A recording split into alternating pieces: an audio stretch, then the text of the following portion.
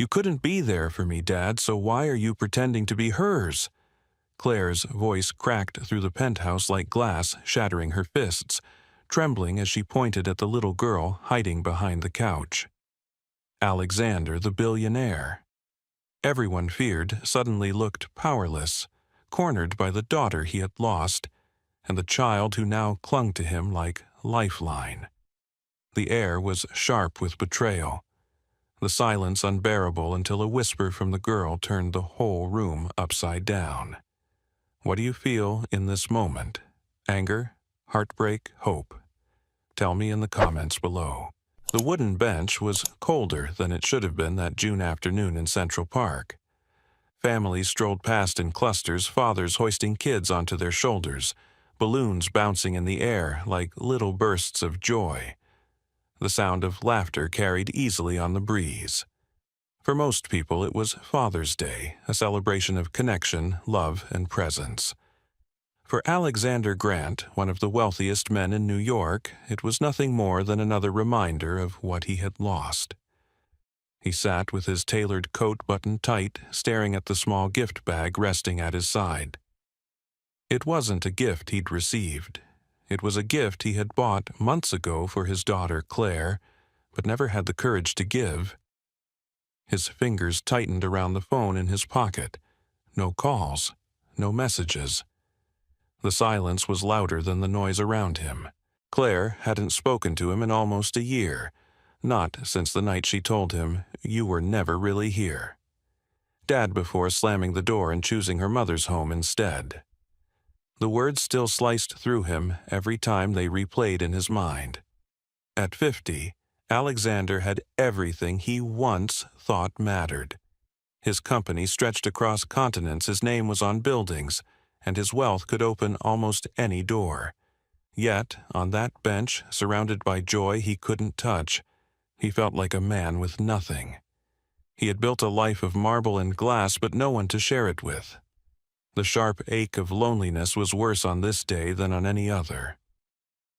A small shadow broke his thoughts. He looked up and saw a girl no more than 7. Her blonde hair tangled her sneakers worn thin. She clutched a piece of paper so tightly it crinkled at the edges. Her smile was shy but real, and her eyes impossibly blue, locked on him. "Hi," she said. He hesitated, forcing a smile. "Hello." The girl stepped closer, holding out the paper as if it were fragile treasure. "I made this. For you." Alexander blinked, caught off guard. Slowly, he took the paper from her small hands. It was a drawing, rough-made with a red crayon. In the middle was a giant heart, lopsided but bold. Inside the heart, in crooked letters, was one word, Dad. Some letters were backwards, others little more than scribbles, but the intent was unmistakable. Something in his chest tightened until it hurt.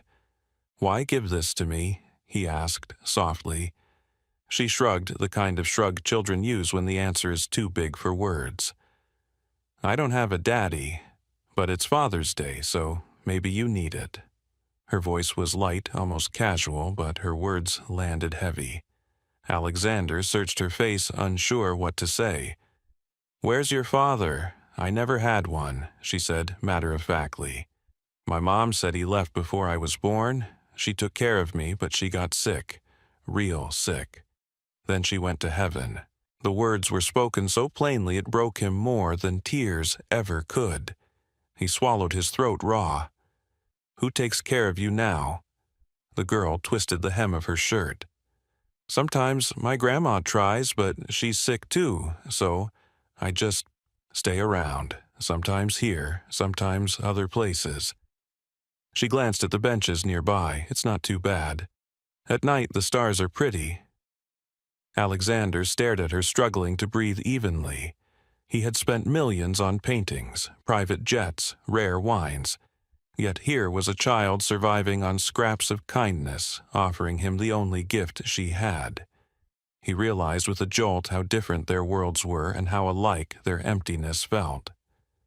"Have you eaten today?" he asked. Her eyes darted away. "This morning I found a muffin in the trash." It was still good. She smiled quickly as though it wasn't meant to be tragic. Alexander rose abruptly, the drawing still in his hand.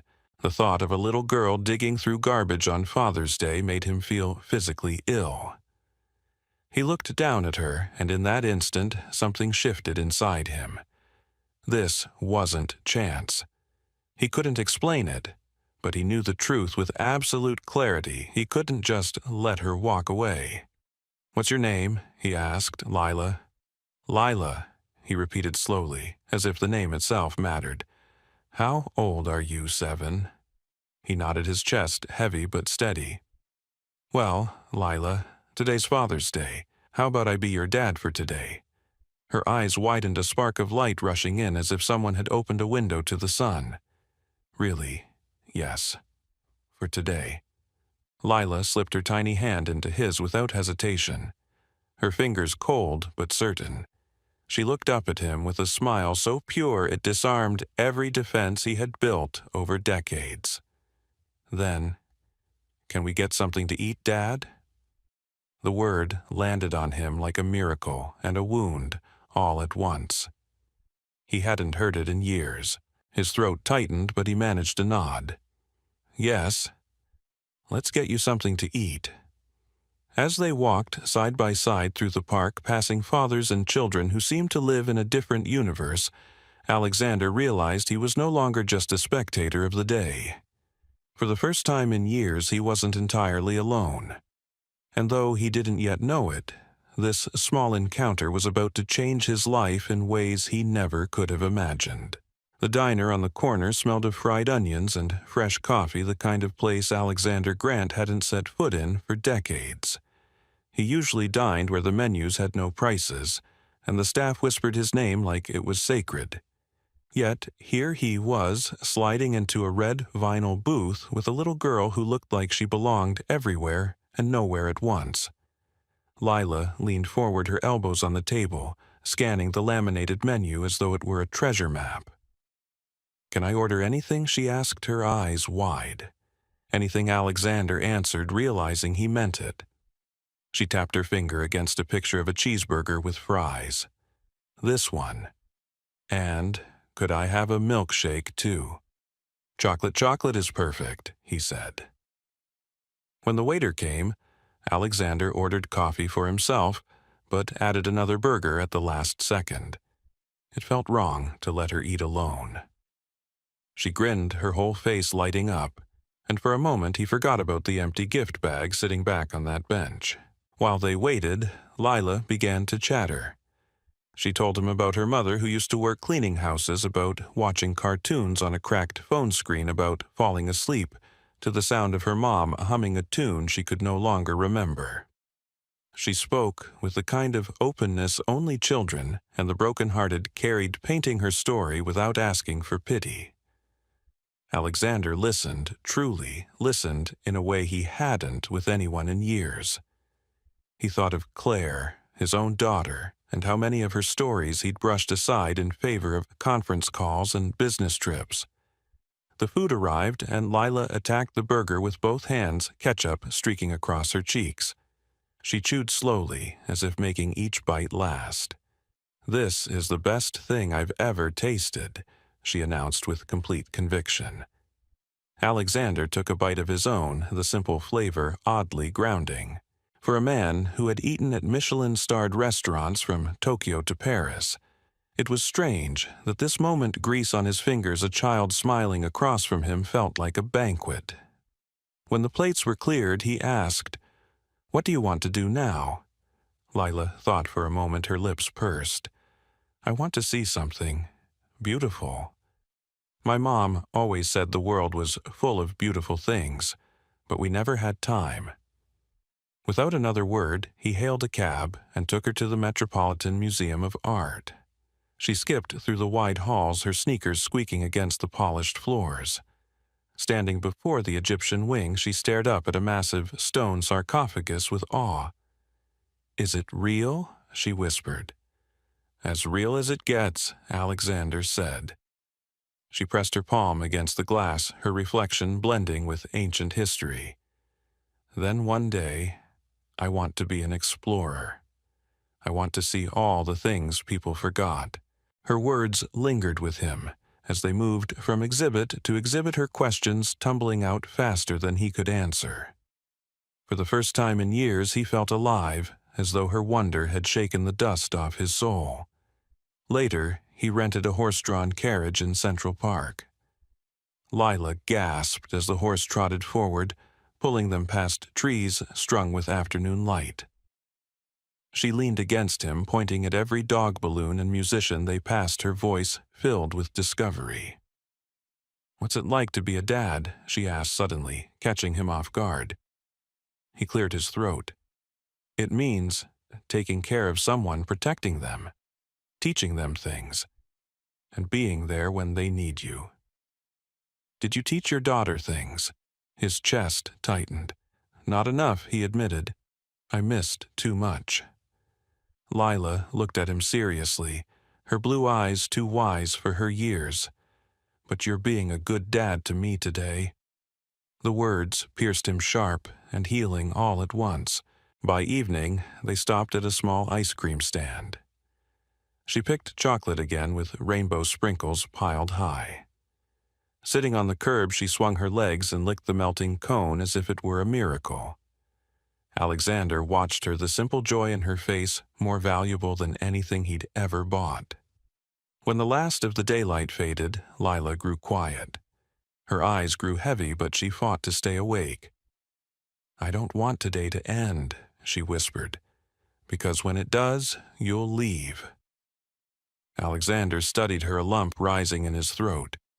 He had known her only hours, yet the idea of sending her back into the shadows of the city felt unbearable. "Lila," he said gently, "would you like to stay with me tonight? I have a warm place. A soft bed, blankets, pillows." Her head shot up, eyes wide as if he'd promised her the world. "Really? At your house?" "Yes," he said, "if you want to." She smiled, a slow, radiant smile that melted every wall inside him. "Then I'll go." They walked together down Fifth Avenue, his hand enveloping hers. Passers-by glanced at them, seeing only a businessman with his daughter. They couldn't know this bond was born of chance, fragile, yet powerful in a single day that had already rewritten both of their lives. As they approached the curb to hail a cab, Lila tightened her grip on his hand. "Thank you for being my dad today," she said. He looked down at her, unable to trust his own voice. So he just squeezed her hand back, knowing something irreversible had already begun. The taxi pulled up to the glass tower that Alexander Grant called home. The building loomed over the Manhattan skyline, sleek and untouchable, a fortress of steel and privilege. Lila pressed her face to the window, her breath fogging the glass. "Do you live here?" she whispered, as though asking if he lived on the moon. "Yes," Alexander said simply, though the word tasted hollow. For years, this penthouse had been a showpiece, a statement of success, but never a home. Tonight, walking into it with a small hand wrapped around his, he realized how empty it had been all along. They stepped into the marble lobby, and the doorman's polite nod froze as he noticed the child at Alexander's side. His eyes widened, then quickly returned to neutrality. No questions asked. That was the unspoken rule in Alexander's world. Upstairs, the private elevator opened directly into his penthouse. The space stretched out before them, walls of glass overlooking the city, art hanging like trophies, furniture arranged too perfectly to ever feel lived in. Lila took one step inside and gasped. "It's like a castle in the sky." Her words stung.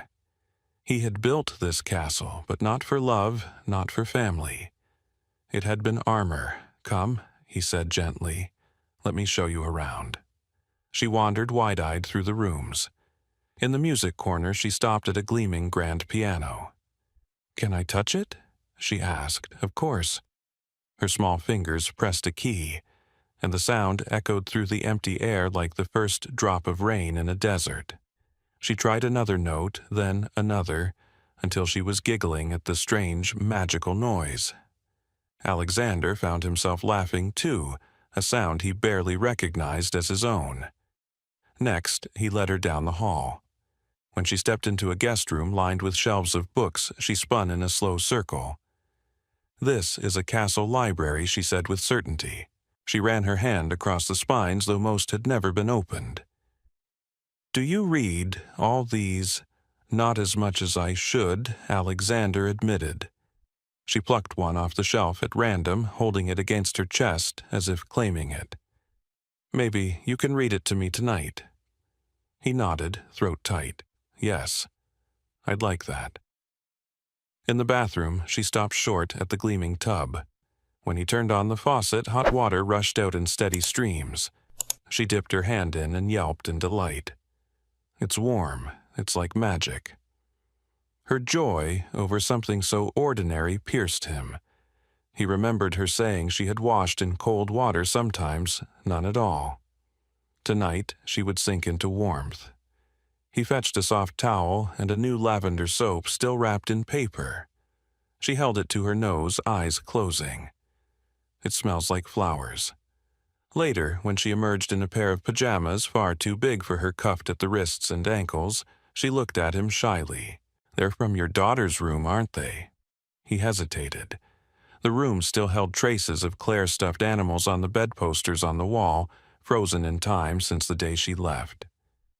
"Yes," he admitted softly. Lila hugged the oversized sleeves to herself. "They feel safe." That night, he tucked her into the guest room bed. She held the book she had chosen, but her eyelids drooped before he could finish the first page. He set it aside, watching her chest rise and fall, a fragile rhythm that filled the hollow silence of the penthouse with something new. He walked into the living room and stood at the window, staring at the city spread out below.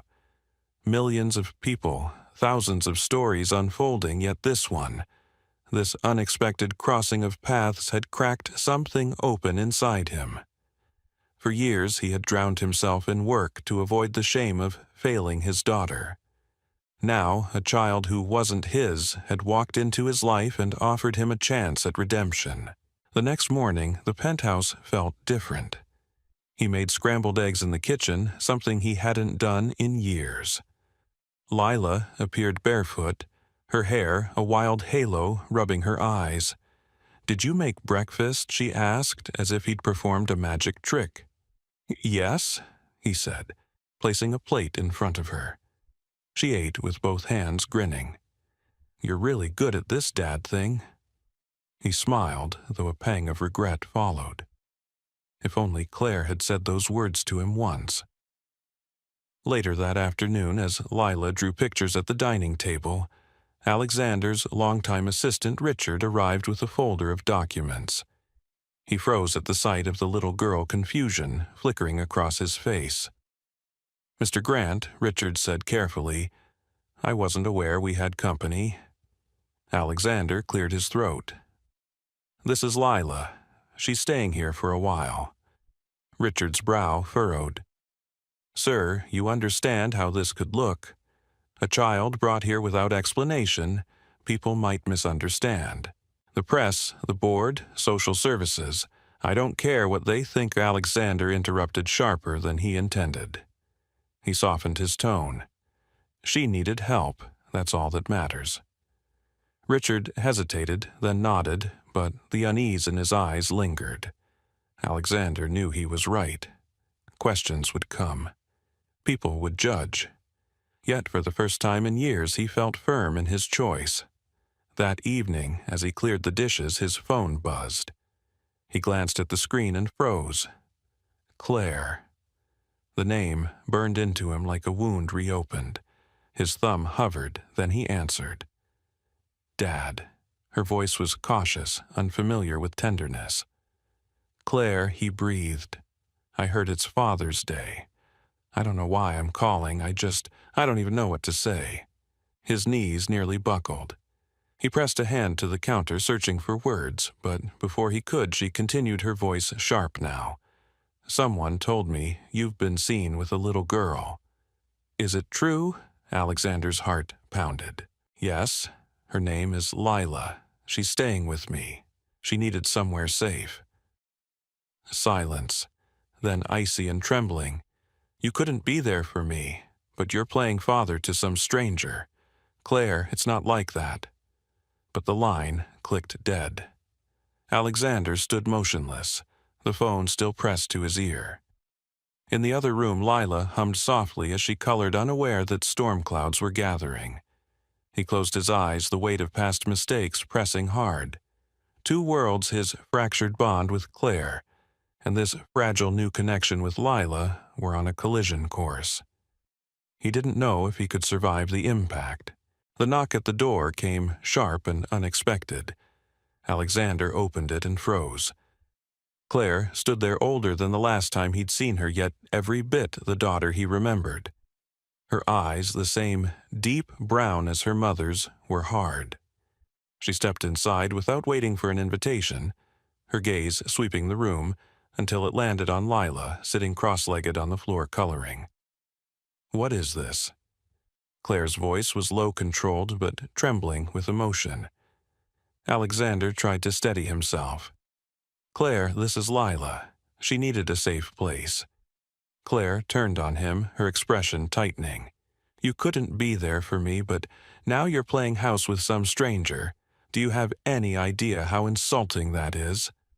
Lila looked up, confused, sensing the hostility. Alexander stepped forward, lowering his voice. "It's not like that. I met her on Father's Day. She had no one, Claire. I couldn't walk away." Claire laughed bitterly, though it sounded more like a sob she refused to release. "You walked away from me every day of my childhood. Meetings, planes, phones. You always had something more important. And now you want to prove you can be a dad by saving her." The words landed like blows. He had no defense. He had failed her, and they both knew it. "You're right," he said quietly. "I wasn't there when you needed me. And it's the greatest regret of my life." Lila's eyes darted between them, panic rising. "I didn't mean to cause trouble," she whispered. "I should go." She scrambled up, clutching her drawing pad to her chest, and before Alexander could stop her, she bolted for the door. "Lila, wait," he called, but she was gone. Her small figure swallowed by the elevator before he could reach it. Alexander turned back to Claire, anguish on his face. "You don't understand. She's just a child. She thinks she ruined everything. I have to find her." For a moment, Claire's anger flickered into something else, fear, perhaps. Where would she go? He shook his head. "I don't know. But I can't let her be out there alone." Without another word, they rushed down to the street. Manhattan at night was a blur of neon and noise. They searched frantically through Times Square where the lights were blinding, but no small girl appeared. Through the subway station where the air reeked of metal and sweat. Every corner revealed strangers, but never Lila.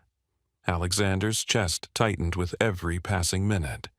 He imagined her lost, frightened, convinced she wasn't wanted. The weight of it was unbearable. Finally, as they reached Central Park, Claire spotted movement near the Bethesda fountain. "There," she whispered. Lila sat on the edge of the fountain, knees drawn to her chest, humming softly to herself. The tune was broken off key, but steady, the sound of a child trying to soothe her own fear. Alexander approached slowly, his voice gentle. "Lila." She looked up, her eyes wet. "I'm sorry. I didn't mean to make anyone mad. I thought maybe if I left, everything would be okay." He knelt in front of her, ignoring the damp pavement soaking into his suit. "You didn't do anything wrong. This isn't your fault. None of it." She shook her head. "But she hates me." Claire stepped forward, her face softening. "I don't hate you, Lila. I was angry at him, not you. I just didn't know how to handle seeing him be the dad I always wanted." Her voice cracked, and for the first time in years, tears slipped down her cheeks. Lila reached out timidly, placing her small hand in Claire's. "He's a good dad," she whispered. "At least to me. Maybe he can be to you too." The simple innocence of the words broke through the walls Claire had built. She looked at her father, really looked, and saw the pain etched deep into him, the regret that weighed on every word. For once, she didn't turn away. Alexander's voice was hoarse.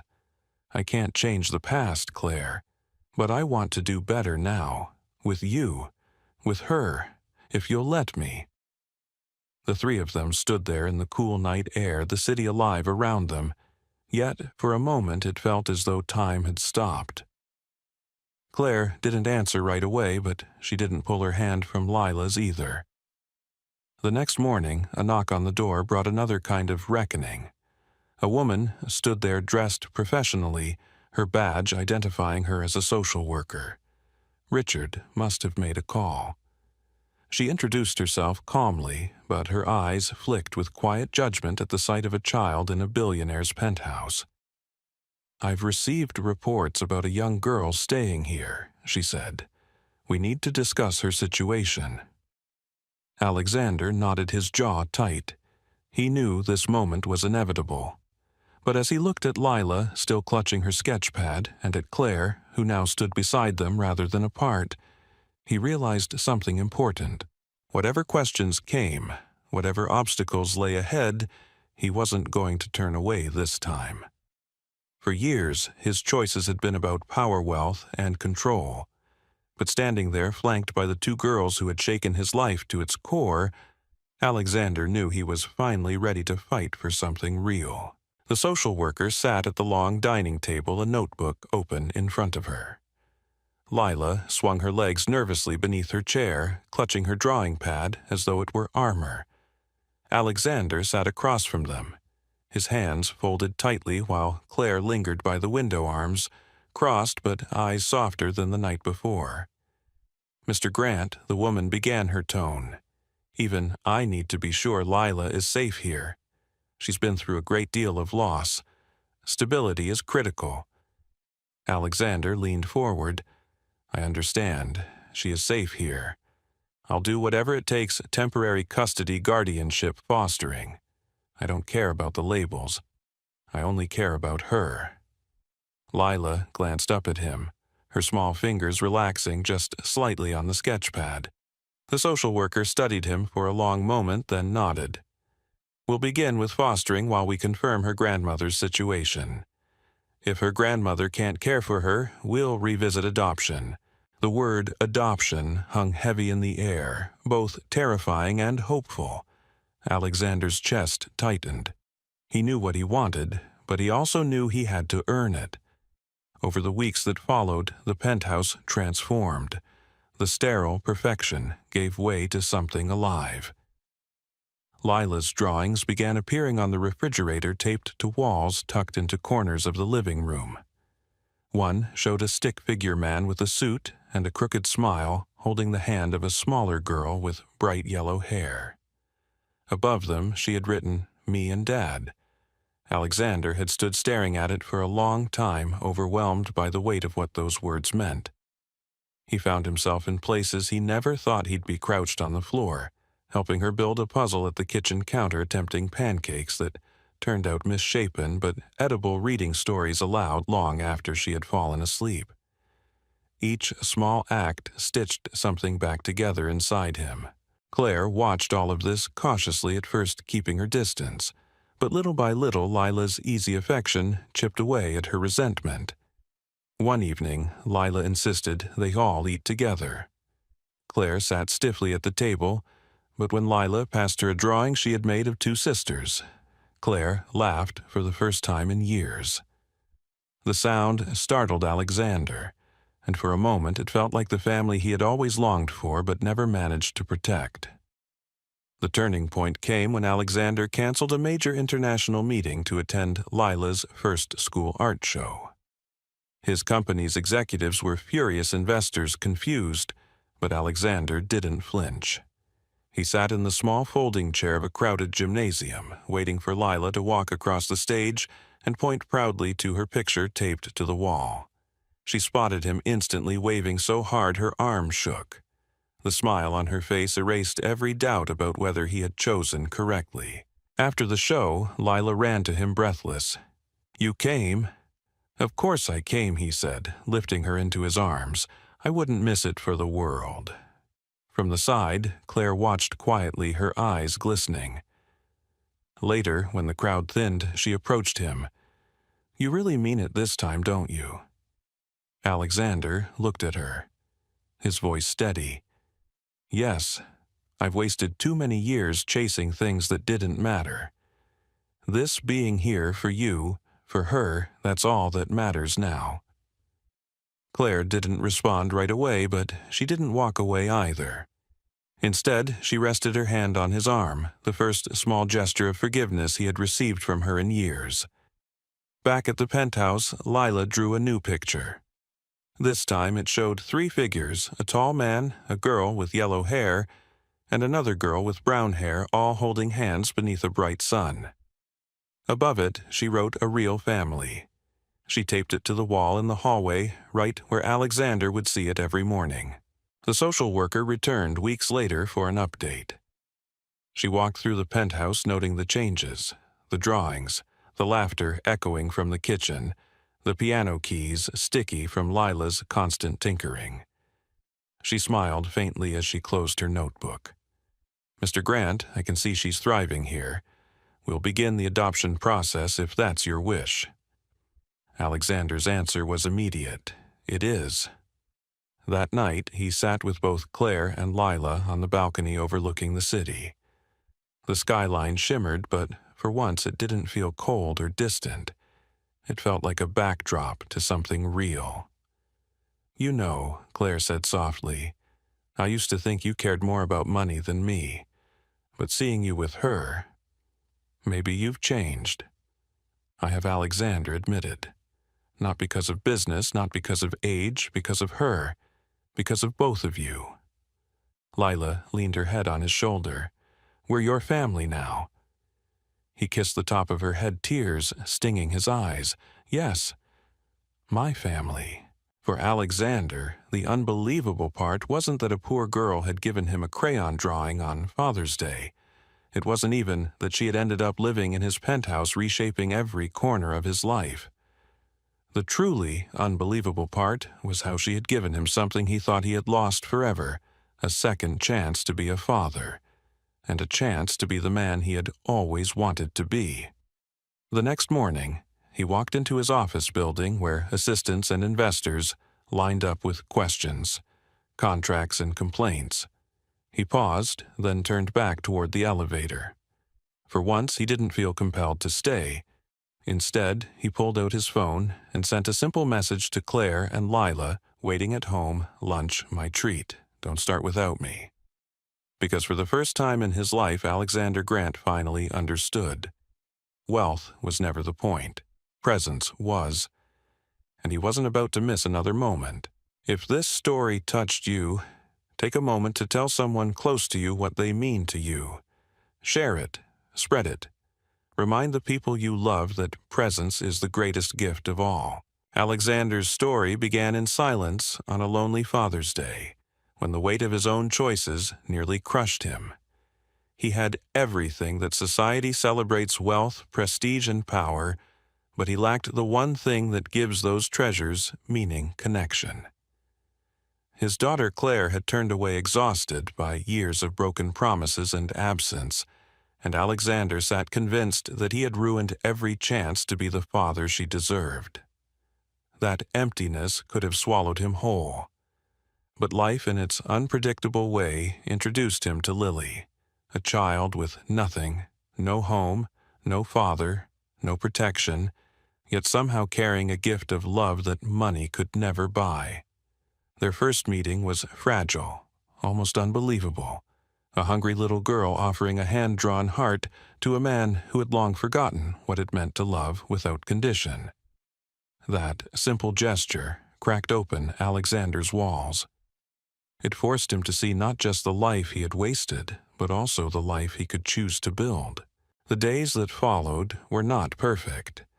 They were filled with awkward attempts at parenting clumsy efforts in the kitchen, bedtime stories told with shaky voices and mistakes that could have sent them backward. Yet, within those imperfect moments, something miraculous grew.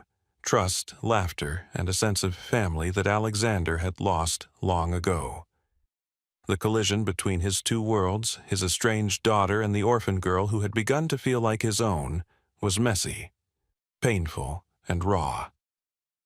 Claire's accusations struck like daggers. How could he suddenly be a father to a stranger when he had failed her for years? Lily's quiet retreat to protect Claire showed a heart that understood rejection all too well. And Alexander stood between them, realizing that love cannot erase the past, but it can rewrite the future. His desperate search for Lily, his pleading honesty with Claire, and the courage of both girls to see beyond jealousy gave birth to something new.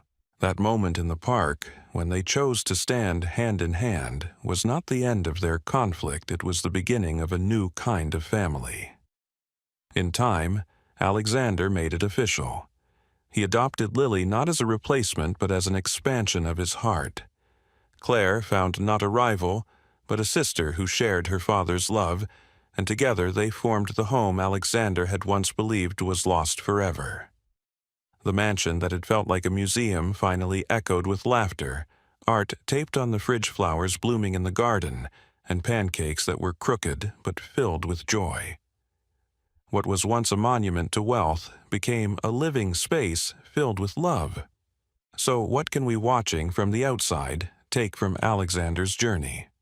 First, it reminds us that no amount of success, money, or external recognition can substitute for human connection. It is easy in today's world, caught up in deadlines, technology, and ambition, to forget the simple power of being present for the people we love. Alexander learned that too late for the early years with Claire, but just in time to choose differently with both of his daughters. Second, the story shows that redemption is never beyond reach. You may have failed, made mistakes, or lost opportunities that haunt you, but love gives second chances. Sometimes those second chances appear in the most unexpected ways, through the innocence of a child, the forgiveness of a loved one, or even the recognition of your own emptiness. The key is to say yes when that moment arrives, to take the risk of opening your heart again. Third, Lily's presence teaches us that strength can come from the smallest voices. A 5-year-old girl with no family and no home had the courage to walk up to a stranger and offer a gift from her heart. That act changed not only her life, but also the life of a billionaire. Never underestimate the impact of kindness, no matter how small. Every gesture of love plants a seed that can bloom in ways we cannot imagine. For those of us watching, the invitation is simple yet powerful. Ask yourself where in your life you have allowed success, fear, or regret to silence your relationships. Who needs your time, your presence, your listening ear more than your achievements? Which family moments have you postponed for later, believing there would always be time? And perhaps most importantly, what gift of love can you give today, even if it seems small? Alexander's story is not just about a billionaire and a poor girl. It is about the universal hunger for connection, the courage to admit our failures, and the miracle that happens when we choose to love again. It is a reminder that families are not always born in blood, but often in the choices we make to stand by one another. So, as you reflect on this journey, ask yourself, if Alexander could rewrite his story from emptiness to family, what part of your own story is waiting to be rewritten? If this story touched your heart, if you felt even a spark of recognition in Alexander's regrets or Lily's hope, I invite you to be part of our growing community. Subscribe to this channel, not just to hear another story, but to carry forward the reminder that love, forgiveness, and second chances are worth fighting for. Your support gives us the strength to keep sharing stories that inspire, heal, and remind us all of what truly matters. Together, Let's keep planting seeds of hope, one story at a time.